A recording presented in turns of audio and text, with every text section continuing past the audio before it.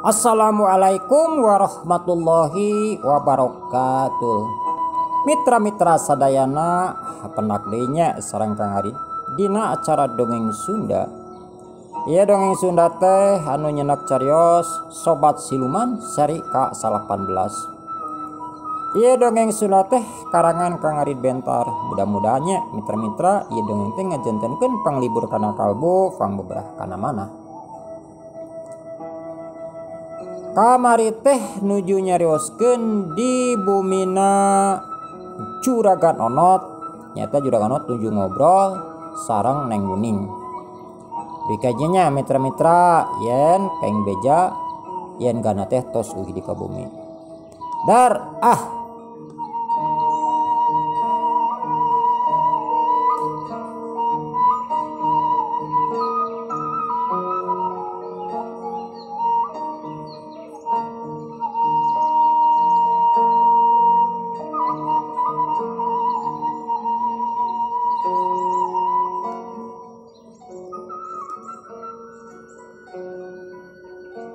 nyaeta menang beja ti Aki Sanuse yen ganda aya nu mawa ku siluman lain maot.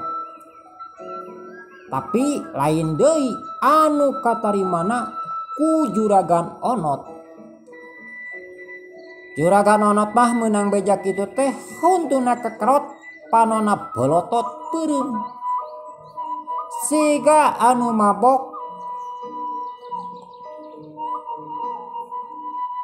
dadana ngageleter, darahna naek.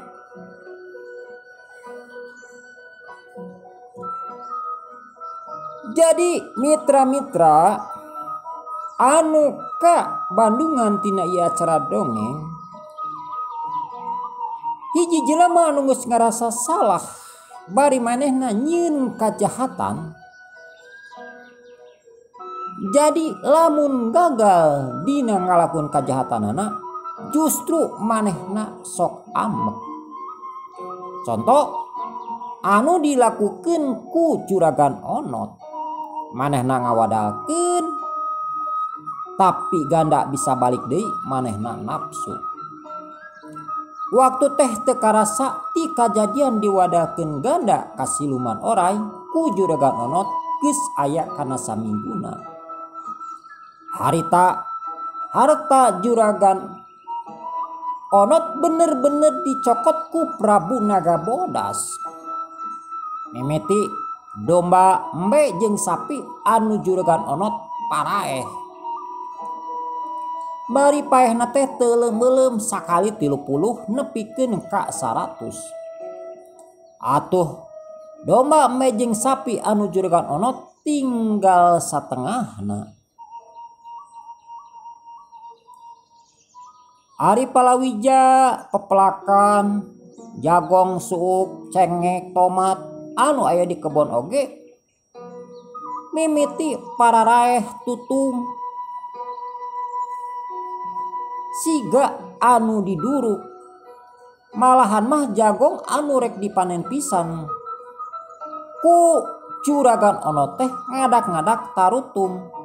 Siga anu diduruk padahal rek ngaduruk saha.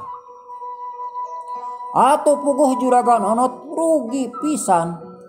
Da modal mah anger kaluar aing ngarantani mah contona lamun urang nyawa. Ti mimiti macul tandur nepikeun ka ngagemuk ngaramet.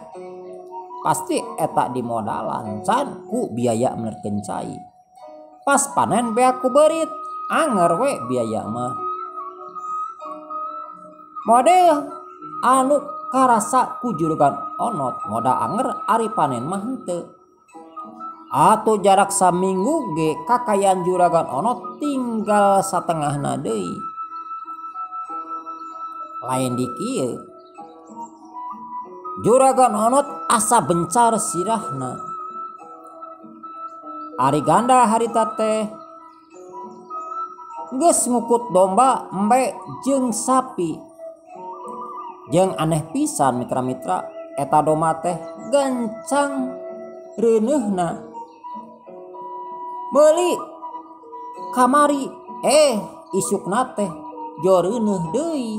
Padahal doma teh meuli teh teu reuneuh ngan memang domana doma indungna. Kadang-kadang ayeuna dibeli isuk anakan teu apa reuneuhna. Atuh ngarit teh meuni ripuh bari eta ge dibantuan ku bianah. Da bianah teh watireun ninggali ganda ngarit ku sorangan bari domba jeung embe sakitu lobana.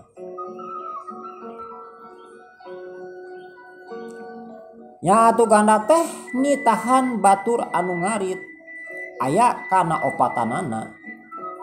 Jeung buruhna ge jauh melamelu jeung Juragan Onot. Malahan mah pagawe Juragan Onot parinah ka ganda. Da beuki lila domba jeung embe skalawan sapi anu ganda beuki dieu beuki ngalobaan. Ayeuna we ku bibit 10 lamun tina hiji anakan aya 2, malahan mah nu heran teh aya nepikeun ka anakan 5 jeung marulus.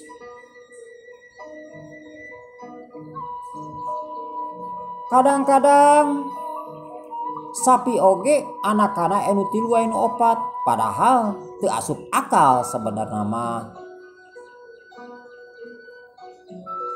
Atuh jarak sabulan teh domba jeung embe sapi anu ganda gancang pisan nambahanana geus ratusan kabehanana teh.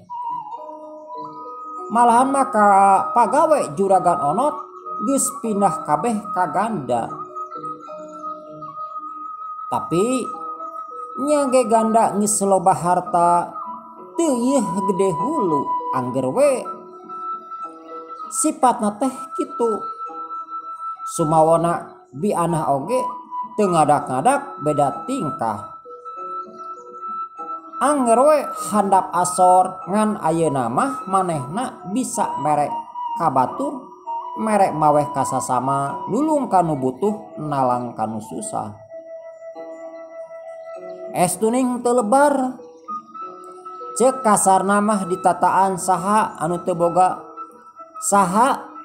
boga beas lain ngandung harti ditatanyakeun, tapi di Bandungan tuluy dianterkeun ku adik-adikna ganda. Mikeuna ge tara beurang da bisi eraeun, kadang-kadang peuting magrib atawa jam 7. Malahan mah imah ge geus dibangun. Ayeuna mah imah bianah teh gede pisan. Malahan mah nyieun kamar khusus anu dipentak ku Nyi Mas Gelung Ayu. Jeung ayeuna mah kamar teh masing-masing boga kamar ganda samba ngan berarti Nyi asih hungkul anu masih keneh sare jeung bianah. Da asih kan budakna masih keneh leutik. Encan bisa sare sorangan. Encan bisa diajar mandiri. Ari Juragan Onot bingung sabab eueuh anu ngarit. Anu ngarit kabeh geus pararindah ka ganda. Atuh kapaksa domba, embe jeung sapi anu sesana teh dijual kabeh.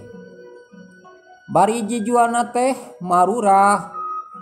Da domba, sapi jeung embe teh meuni bargang kacida kusabab kurang nyatu. Hiji mangsa Juragan Onot keur ngahuleng ditepas. Waduh, lamun geus kieu aing bisa bangkrut. Bener, ieu mah gara-gara bebengok si ganda. Dakat ciri sanggeusna aing ngawadalkeun manehna jadi beunghar. Tapi harta aing sabalikna jadi leungit. Moal kitu si ganda mujung ka siluman orang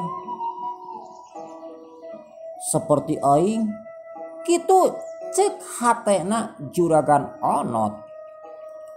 Curigana teh goreng ku gorengna masih keneh curiga. Wah kayak kieu mah aing ayeuna moal cicingeun. Aing kudu neangan deui tempat munjung jeung muja. Aing kudu boga dunungan anyar. Kitu cek juragan Onot. Anu saterusna ngageroan Neng Uning. Uning ka dieu, cek juragan Onot. Atuh gancang Neng Uning nyamperkeun bapana. Aya pikersan naon Bapak? Cek Neng Uning. Kieu Uning. Bapak ayeuna rek idit ka sobat Bapak. Bapak geus seubeuh teu panggih. Tah ayeuna mah Uning cicing di imah kan keur maturan mah ajak we biuti bisi Abah rada lila. Kitu cek juragan Onot. Nah Abah teh bade ka mana kitu? Cek Neng Uning. Bapak rek ka sobat Bapak anu aya di kampung Cikembang. Ngaran babaturan Bapak nyaeta Bahnara. Bapak teh geus seubeuh. Geus aya meureun ari kana 3-4 taunan mah teu panggih. Baheula we Bapak keur sangsara sok bondok boek.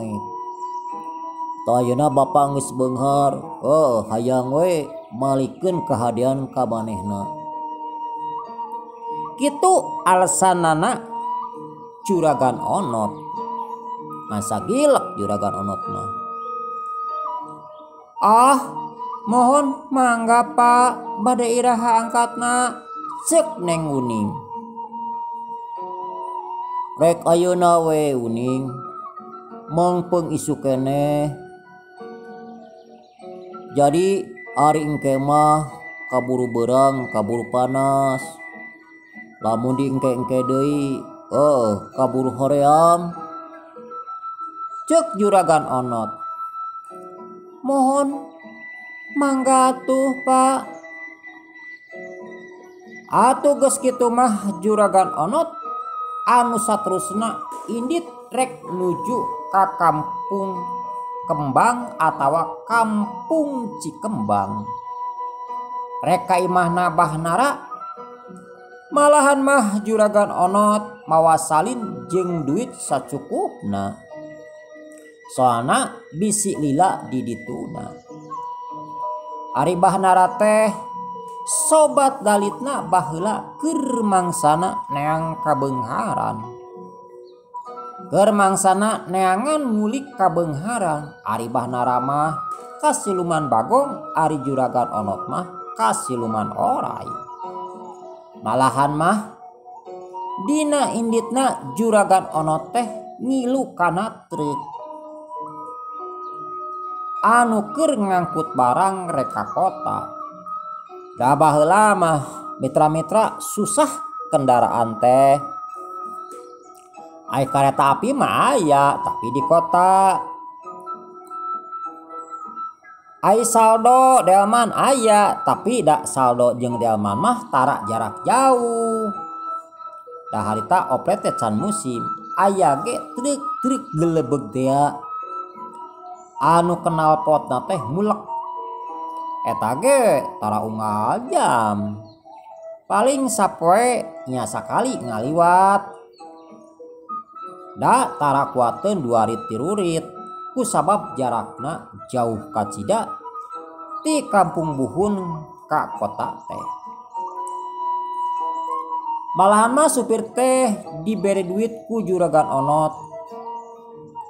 Atuh supir teh meuni atoheun sabab eta duit teh cukup gede lamun dibandingkeun jeung buruh mahena nyupiran mah seep waktos